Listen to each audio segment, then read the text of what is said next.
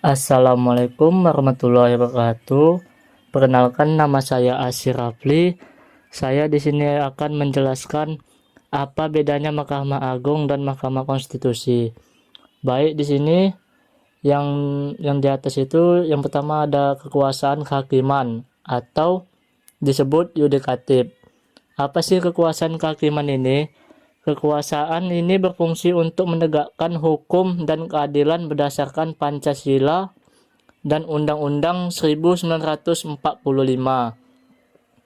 Jadi lembaga utamanya ini ada dua.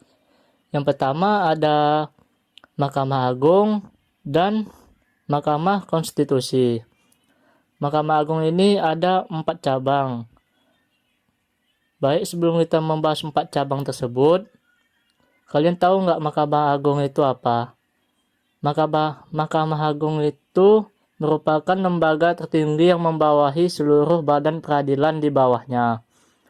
Mahkamah Agung membina dan mengawasi 4 lingkungan peradilan. Yang pertama, ada peradilan umum. Peradilan umum ini menangani perkara pidana dan perdata untuk masyarakat umum.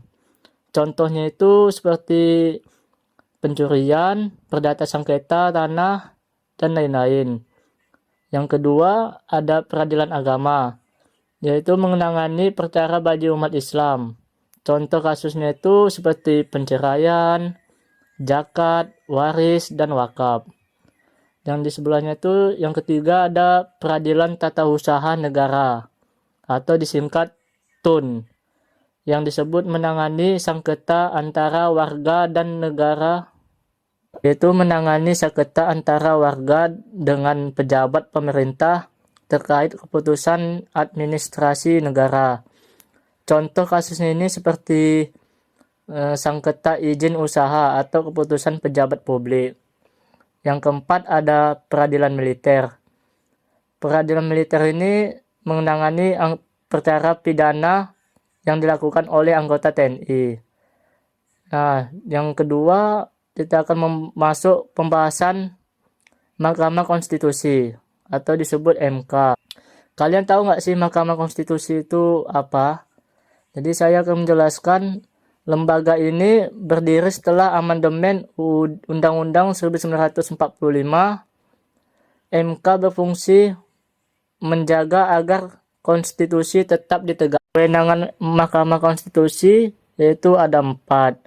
Yang pertama ada uji undang-undang terhadap UUD 1945 atau disebut menilai apakah suatu undang-undang bertentangan dengan konstitusi. Yang kedua ada sengketa kewenangan antar lembaga negara atau disebut menyelesaikan perbedaan pendapat antar lembaga tinggi negara. Misalnya antara DPR dan Presiden.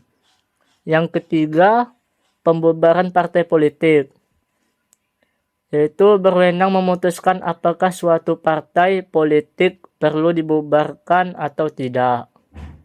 Yang keempat, ada perselisihan hasil pemilu. Perselisihan hasil pemilu ini memutuskan sengketa hasil pemilihan umum, seperti pemilihan presiden, DPR, DPD, atau kepala daerah.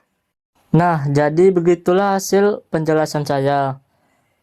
Kalau menurut saya kesimpulannya itu Mahkamah Konstitusi atau disebut MK menjaga kemurnian konstitusi dan menyelesaikan masalah politik hukum tingkat tinggi.